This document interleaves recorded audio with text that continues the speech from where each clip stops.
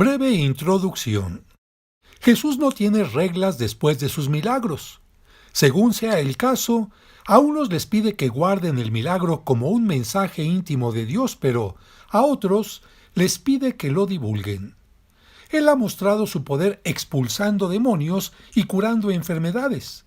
Y para ir enseñando que su espíritu puede también actuar en sus discípulos, da este poder a los 12 apóstoles.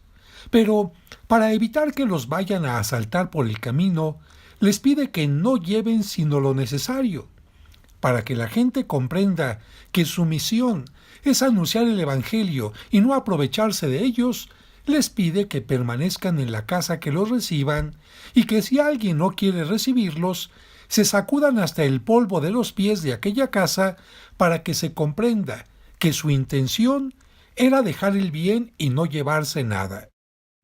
El capítulo también nos habla de cómo Juan lamentablemente fue decapitado por Herodes, y como Cristo sabe que Juan le ha ido preparando el camino, incluso a su pasión, el momento de la pasión de Cristo se acerca, por lo que él quiere retirarse con sus discípulos a un lugar a solas para prepararse.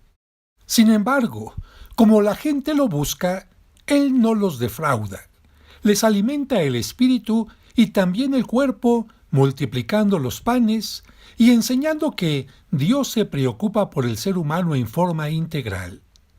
Posteriormente, Pedro es el primero en reconocer que Jesús es el Mesías y, en consecuencia, Jesús les recuerda que el Mesías deberá padecer y entregar la vida, pero, como una muestra de que después de la pasión resucitará, Jesús se transfigura ante 3 de sus discípulos. Finalmente, sana a un endemoniado y llama la atención a sus discípulos que discuten quién era el más importante entre ellos. El capítulo está ya marcado por el anuncio de la pasión y muerte de Jesús y termina con el inicio de su viaje a Jerusalén, donde en la cruz, como él lo menciona veladamente, no tendrá dónde reclinar la cabeza. Capítulo 9 del Evangelio de San Lucas. Jesús envía a los 12. Jesús reunió a los 12 y les dio autoridad para expulsar todos los malos espíritus y poder para curar enfermedades. Después, los envió a anunciar el reino de Dios y devolver la salud a las personas. Les dijo: no lleven nada para el camino, ni bolsa colgada del bastón, ni pan, ni plata, ni siquiera vestido de repuesto. Cuando los reciban en una casa, quédense en ella hasta que se vayan de ese lugar. Pero donde no los quieran recibir, no salgan del pueblo sin antes sacudir el polvo de sus pies. Esto será un testimonio contra ellos. Ellos partieron a recorrer los pueblos, predicaban la buena nueva y hacían curaciones en todos los lugares. El virrey Herodes se enteró de todo lo que estaba ocurriendo y no sabía qué pensar porque unos decían: es Juan que ha resucitado de entre los muertos, y otros: es Elías que ha reaparecido, y otros: es alguno de los antiguos profetas que ha resucitado. Pero Herodes se decía: a Juan le hice cortar la cabeza. ¿Quién es entonces este del cual me cuentan cosas tan raras? Y tenía ganas de verlo. Al volver los apóstoles, contaron a Jesús todo lo que habían hecho. Él los tomó consigo y se retiró en dirección a una ciudad llamada Betsaida para estar a solas con ellos. Pero la gente lo supo y partieron tras él. Jesús los acogió, volvió a hablarles del reino de Dios mientras devolvía la salud a los que necesitaban ser atendidos. Jesús multiplica el pan. El día comenzaba a declinar. Los 12 se acercaron para decirle: despide a la gente para que se busquen alojamiento y comida en las aldeas y pueblecitos de los alrededores, porque aquí estamos lejos de todo. Jesús les contestó: denles ustedes mismos de comer. Ellos dijeron: no tenemos más que 5 panes y 2 pescados. ¿O desearías tal vez que vayamos nosotros a comprar alimentos para todo este gentío? De hecho, había unos 5,000 hombres. Pero Jesús dijo a sus discípulos: hagan sentar a la gente en grupos de 50. Así lo hicieron los discípulos y todos se sentaron. Jesús entonces tomó los 5 panes y los 2 pescados, levantó los ojos al cielo, pronunció la bendición, los partió y se los entregó a sus discípulos para que los distribuyeran a la gente. Pedro proclama su fe en Cristo. Un día, Jesús se había apartado un poco para orar, pero sus discípulos estaban con él. Entonces les preguntó: según el parecer de la gente, ¿quién soy yo? Ellos contestaron: unos dicen que eres Juan Bautista, otros que Elías, y otros que eres alguno de los profetas antiguos que ha resucitado. Entonces les preguntó: ¿y ustedes, quién dicen que soy yo? Pedro respondió: tú eres el Cristo de Dios. Jesús les hizo esta advertencia: no se lo digan a nadie. Y les decía: el Hijo del Hombre tiene que sufrir mucho y ser rechazado por las autoridades judías, por los jefes de los sacerdotes y por los maestros de la ley. Lo condenarán a muerte, pero 3 días después resucitará. También Jesús decía a toda la gente: si alguno quiere seguirme, que se niegue a sí mismo, que cargue con su cruz de cada día y que me siga. Les digo, el que quiera salvarse a sí mismo se perderá, y el que pierda su vida por causa mía se salvará. ¿De qué le sirve al hombre ganar el mundo entero si se pierde o se disminuye a sí mismo? Si alguien se avergüenza de mí y de mis palabras, también el Hijo del Hombre se avergonzará de él cuando venga en su gloria y en la gloria de su Padre con los ángeles santos. En verdad les digo que algunos de los aquí presentes no morirán sin antes haber visto el reino de Dios. La transfiguración de Jesús. Unos 8 días después de estos discursos, Jesús tomó consigo a Pedro, a Santiago y a Juan, y subió a un cerro a orar. Y mientras estaba orando, su cara cambió de aspecto y su ropa se volvió de una blancura fulgurante.